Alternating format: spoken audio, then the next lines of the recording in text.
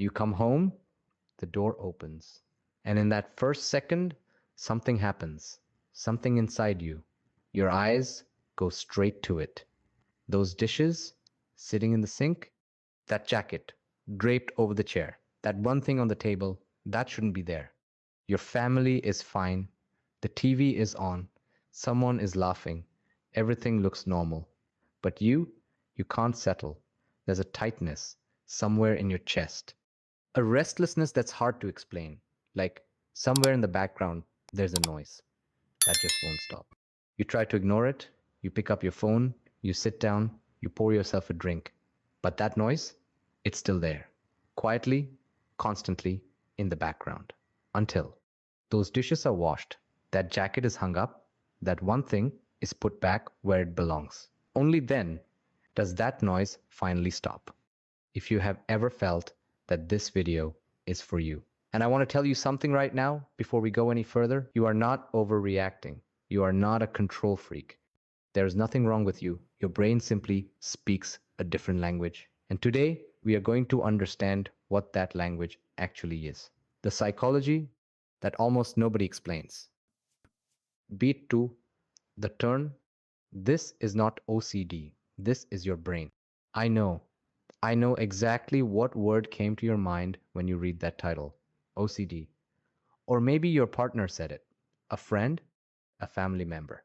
Why does it bother you so much? Just relax. It's just a messy house. You think too much. And slowly, you start to believe them. Maybe they're right. Maybe I'm the one who's wrong. Maybe I do overreact. So let me be straight with you. This is not OCD. This is not weakness. This is not overreaction. This is neuroscience. Researchers at Princeton University ran a study not too long ago. They took a group of people and placed them in two completely different rooms. First room, clean, organized, everything in its place. Second room, cluttered, things scattered around, no order, no system. And the results?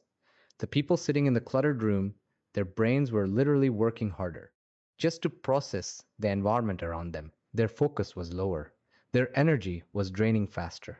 Their stress levels were higher, and they didn't even realize it was happening. Think about this for a second. You're at work, something important needs to get done, you need to concentrate, but the person sitting right next to you is on the phone, talking loudly. You try to ignore it, you put your headphones in, you stare at your screen, you tell yourself, don't pay attention. But that noise, it's still there, in the background, constantly. Your brain keeps getting pulled back toward it because your brain registers that noise as unfinished business. And unfinished business, the brain cannot simply switch off. That is exactly what happens inside your brain when your house is messy. Those dishes, that jacket, those out of place things. Your brain registers all of them as background noise. A noise that will not stop until that unfinished business is finally complete. So the next time someone tells you you're overreacting, you can show them the Princeton study. This is not your imagination, this is your brain doing exactly what it was built to do. Beat 3, the rise. Why your brain hears this noise more than others, 3 reasons. But here's the question I know you're sitting with right now. If this is neuroscience, if this is just how the brain works, then why doesn't my partner hear it? Why are my kids completely fine? Why is it that I'm the only one who can't let it go? There are 3 reasons, and these 3 reasons are exactly what almost nobody talks about. Reason 1, your nervous system is built different. Picture a recording studio, 2 microphones. The first one, a standard microphone. It picks up the sounds everyone can hear, the obvious stuff, the loud stuff. The second one, an ultra-sensitive microphone. It picks up what the first one misses entirely. The faint hum in the background, the subtle sound from across the room, the vibration that's barely even there. A sound engineer can work easily with the standard microphone. But that ultra-sensitive microphone, it catches everything. Every layer, every detail, every tiny thing hiding in the background. Your nervous system is that ultra-sensitive microphone. You notice things other people walk right past. That dish sitting at a slightly wrong angle, that smell, that tells you something isn't clean, that visual noise that nobody else even seems to see. And here is what I need you to hear. This is not a flaw. Recording studios need that sensitive microphone, the one that catches what everything else misses. Your sensitivity is not your problem, it is your wiring. And that wiring is actually a gift. It just means your environment affects you more deeply than it affects others. Reason two, your home is not just a place, it's an extension of you. Think about a painter, their canvas, their work, months of effort poured into that one piece. One day, someone walks in and without asking, makes a random mark right across the canvas. What does the painter feel? It's not just the canvas that's been touched, it's their expression, their identity. That thing that was living inside them, that finally made it to the outside. For people who keep their homes clean, home is not just four walls, it is a direct reflection of their inner world. When things feel right inside, the home reflects that. When something feels chaotic inside, fixing the home becomes a real need. And when something is out of place, it is never just a dish, it is a disturbance in their inner order. That is why your brain registers that noise so loudly. Because that noise is not just coming from the outside, it's coming from within you. Reason three, your childhood is still living in your home. This third reason, this is the one almost nobody talks about, but it might be the most important one. Picture an 8-year-old child coming home from school every day, backpack on, walking through the door, and being hit by that smell, that feeling, that chaos. That is always there. That never goes away. That child can never invite a friend over because of the embarrassment. That child at night, when everyone else is asleep, lies in bed and makes a promise to themselves. When I have my own home, it will not be like this. Fast forward 20 years. That child is now an adult, living in their own space, and their home spotless. Every corner clean, every surface organized, everything exactly where it belongs. People ask, do you actually enjoy cleaning? And they pause and think. I don't really know. Because this was never just about cleaning. They are keeping a promise to that 8-year-old. My home will not be like that. This is not cleaning, this is healing. And that noise they hear when something is out of place, that is partly the voice of that child, who finally, in a clean and quiet home, feels settled and wants to stay that way. Beat 4. The peak, when only you can hear the noise and nobody else in the house can. Now, we need to talk about something that almost no video ever touches, because the science is one thing, the reasons are one thing, but the most painful version of this noise is not when your house is messy. It's when your house is messy and you are the only one who can hear it. Your partner is on the sofa, comfortable, relaxed, scrolling through their phone. Your kids are running around, laughing, playing, not a care in the world. Everyone is fine. And you're standing there, looking at those dishes, hearing that noise that only you can hear. So you clean it up, nobody says anything. You tidy the kitchen, nobody notices. You fix the cushions, wipe the counter, put everything back where it belongs, and you sit down. 5 minutes later, it's undone again. And that noise starts again. And one day, after months, maybe years of this, it comes out. Am I the only one who does anything around here? I want you to know you are not alone in this. Thousands of people have written exactly this in the comments of videos just like this one. I'm the only one who hears this noise. I clean every single day, and 4 other people just undo it. It makes me so frustrated and so sad at the same time. That exhaustion is real. That frustration is valid. And it deserves to be talked about honestly. So, who is wrong, you or them? Here's the honest answer: neither of you. Let me explain that. Think about a concert, a live band playing on stage. The music is filling the room. To your right, a woman with her eyes closed, completely lost in the music, smiling. To your left, a child eating popcorn, legs swinging, happy, carefree. And then there's you, because somewhere in that performance, there's one note, just one, that is slightly off. and you can hear it. You can't unhear it. While everyone else is enjoying the concert, your brain is locked onto that one off note, that one thing that isn't quite right. Now, is that woman wrong for not hearing it? No, she's not trained to hear it. Her ears aren't tuned that way. Is that child wrong? No, he's just living in the moment, completely unbothered. Are you wrong? Absolutely not. You hear what you hear. Your brain picks up what other brains simply don't. Nobody is wrong. But here is what matters. You speak one language, they speak another. And when two people speak completely different languages and nobody ever tries to understand the other, both of them end up frustrated. Both of them end up feeling like the other one just doesn't care. And that is the real problem. Not the dishes, not the jacket on the chair, not the noise. The real problem is that the person who hears the noise has never been able to explain what that noise actually feels like. And the person who doesn't hear it has never been able to understand why it matters so much. So, what does that mean for you practically? It means your need is not wrong. Your need is real, your need is valid, and their inability to hear it is not indifference. It is not laziness. It is simply a different wiring, a different nervous system, a different way of processing the world. The goal is not to make them hear the noise the same way you do. The goal is to help them understand that for you, the noise is real. Beat 5, the climax, what that noise is actually telling you and when to stop listening. So now let's go one layer deeper because underneath that noise, there are things it's actually trying to tell you, things that go far beyond a messy kitchen. Layer 1, the noise is telling you you need control. Think about everything in your life that you cannot control. Your boss's mood not in your hands, traffic not in your hands, what people think of you not in your hands, the news, the economy, other people's decisions, almost everything out of your control. Now think about a sailor caught in a storm. The waves, he cannot control them. The wind, he cannot control it.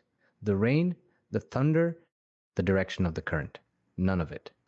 But his boat he keeps clean, organized, tight, in order. Every rope in its place, every tool where it should be, every surface as clear as it can be. Why? Because when everything outside is chaos, the order inside his boat is what keeps him sane. It tells his nervous system, you are still in control of something, you can still handle this. Your home is your boat. And when the world feels like a storm, cleaning your space is not about the space. It is about sending a message to your brain, I am still in control here. I can still handle things. Everything is going to be okay. That noise you hear when your house is messy is your brain telling you, we've lost control of something we can control. Let's fix it. Layer 2. The noise is telling you you believe you deserve better. There was a man. He had been homeless for almost 10 years, living outside, no space of his own, no door to close, no corner to call his. And then, after 10 years, he got a small apartment, a tiny place, one room, one window. And the very first thing he did, he cleaned it. Every surface, every corner, everything organized. Someone asked him, why so fast? You just got here. Settle in first. And he said, because I know what it feels like to sleep outside. This place, keeping it clean. This is me knowing I deserve something. This is me respecting myself. Cleaning is sometimes not about cleaning at all. It is about the message you are sending yourself every single day. Every time you wash those dishes, every time you make your bed, every time you put things back where they belong, you are telling yourself, I live here, I matter here, I deserve a space that feels good. That noise you hear is your self worth speaking to you, telling you that you believe you deserve better than chaos. And you do. Layer 3. The noise is telling you your body needs to move. Something bad happens. A difficult phone call, a hard day at work, an argument that left things unresolved. Some people open a bottle. Some people scroll through their phone for hours. Some people eat. And some people pick up a vacuum or start reorganizing a drawer or wipe down the kitchen counter that didn't even need wiping. It looks strange from the outside, but psychologically, It is one of the most intelligent things a person can do. When you are anxious and you sit still, your nervous system stays stuck in that anxiety. It has nowhere to go. The energy just sits there, building. But when you get up and do something, something with a clear beginning, a clear middle, and a visible end, you give your brain a way to release that energy. The dishes get done, the counter gets wiped, the room gets straightened, and something inside you settles. Not because the problem is solved, but because your body moved through something and came out the other side. People who reach for a broom when they're overwhelmed, they figured this out without ever reading a study. They discovered instinctively that cleaning their space helps them clean their mind.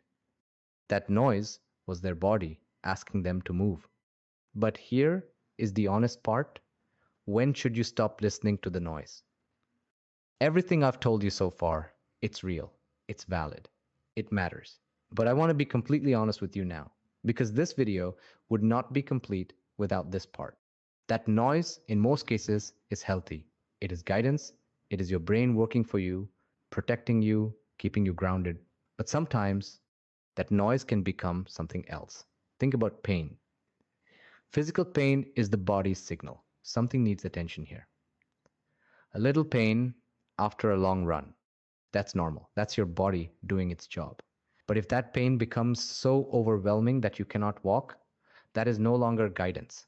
That is a signal that something needs help. The same is true for this noise. When this noise is healthy, when you clean and afterwards you feel peace, you feel settled, the noise stops. When your home isn't perfectly clean, but you can still sit with your family, still laugh, still be present, when something is out of place and you notice it, but it doesn't ruin your entire day. When you can look at an imperfect space and still feel mostly okay. When this noise becomes a concern, when you clean and the anxiety doesn't leave. Even after everything is perfect, the noise is still there. When one thing out of place destroys your entire mood, your entire day, the people around you feel that too. When the need to clean is hurting your relationships, when your family feels like they can't exist comfortably in their own home, when enough never comes. No matter how clean it gets, it is never clean enough. If the noise is guiding you, listen to it. It is working for you. But if the noise has become so loud, so constant, so unbearable that it is taking things away from you, please talk to someone, not because something is wrong with you, but because you deserve the same peace that you are trying to create in your home to exist inside you as well. Beat 6, the resolution, for the people who want to hear the noise but can't. Everything we have talked about so far has been for the people who already hear this noise, the people who feel it the moment they walk through the door, the people who cannot settle until things are back in their place, the people who have spent years wondering, why am I like this? And I hope by now you have your answer. But there is another group of people watching this video, and I see you too.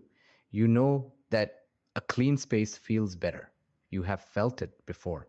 That one time you actually cleaned everything, and for a few hours, the whole world felt lighter. You want that feeling. You genuinely want it, but something happens between wanting it and actually doing it. You sit down to start, and suddenly you don't know where to begin.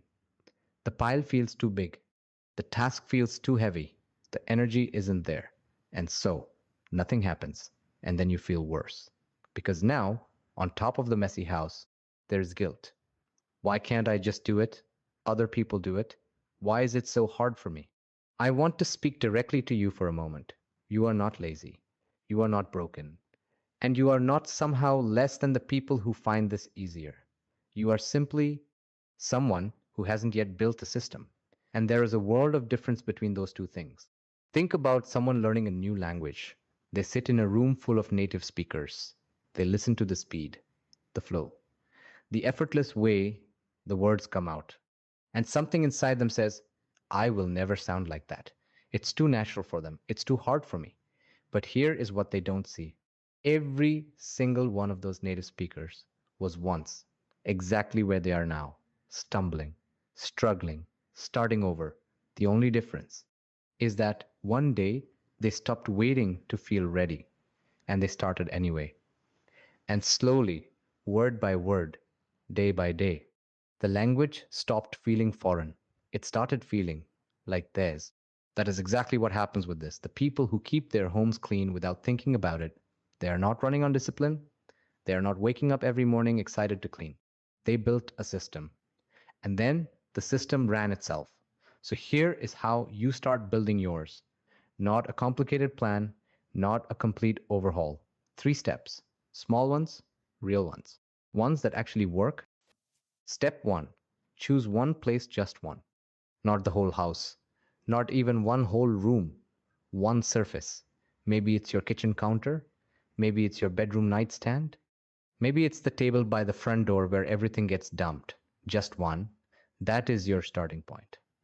The reason most people never start is because they look at the whole picture: the dishes and the laundry and the floor and the bathroom and the living room, and their brain shuts down. Because the brain does not like impossible tasks, it likes completable ones. So make it completable, one surface. That is all. Step 2, keep that one place for 7 days. Not the whole house, just that one surface. For 7 days, every time something lands there that shouldn't, you move it. Every time it starts to feel cluttered, you reset it. That is it. That is the entire task. Here's what will happen around day 3 or 4. You will walk past that surface and something will feel different. A small stillness, a quiet satisfaction. Like a note that was slightly off, finally landing in the right place. That feeling, that is not nothing. That is your brain beginning to understand this language for the first time. And here is what most people don't realize: that feeling is contagious. Once your brain gets a taste of it, it starts wanting more of it. Not because you forced it, but because your brain now knows what the reward feels like. Step 3, stack it on something you already do. The most common reason new habits die is because they have no anchor. They float, unattached to anything, waiting for you to remember them, and life always gets in the way of the things we're trying to remember. So don't let it float. Attach it to something that already exists in your day. You already make coffee every morning. While the coffee brews, wipe the counter. You already brush your teeth every night. After you brush, spend 2 minutes resetting one room. You already sit down for dinner. Before you sit, clear the table. You're not creating a new habit from scratch. You are simply adding a small thing to something that already happens. And over time, that small thing stops feeling like an addition. It becomes part of the routine, part of the flow, part of who you are. What that noise is really saying. I want to end with something important, something I want you to carry with you after this video ends. That noise, the one you hear when your house is messy, the one that won't let you settle, the one that stays in the background, quietly, constantly, until things are right again. That noise is not your enemy. It is not a disorder. It is not a flaw. It is not something to be embarrassed about or apologized for. That noise is your brain speaking to you, telling you, you deserve a space that feels like peace. You deserve to come home and actually rest. You are someone who cares about your space, about your life, about the people who live in it with you. The people who hear this noise, they're usually the same people who notice when someone in the room is hurting before anyone else does. The same people who remember the small details that everyone else forgets. The same people who hold things together quietly without anyone asking them to. That sensitivity, that awareness, that inability to simply ignore what isn't right, it shows up in your home, but it also shows up in how you love people, in how you show up for the people who matter to you. In the quiet way, you make spaces, and people feel cared for. That is not a burden. That is who you are. And who you are is not too much. So the next time that noise starts, don't fight it. Don't be ashamed of it. And don't let anyone make you feel like something is wrong with you for hearing it. Just listen to it because it's telling you something true about yourself. something worth knowing. And if this video finally gave words to a feeling you have carried for a long time, leave one word in the comments. Just one word. Noise. That's it. Because I want to know how many of you have been hearing this all along.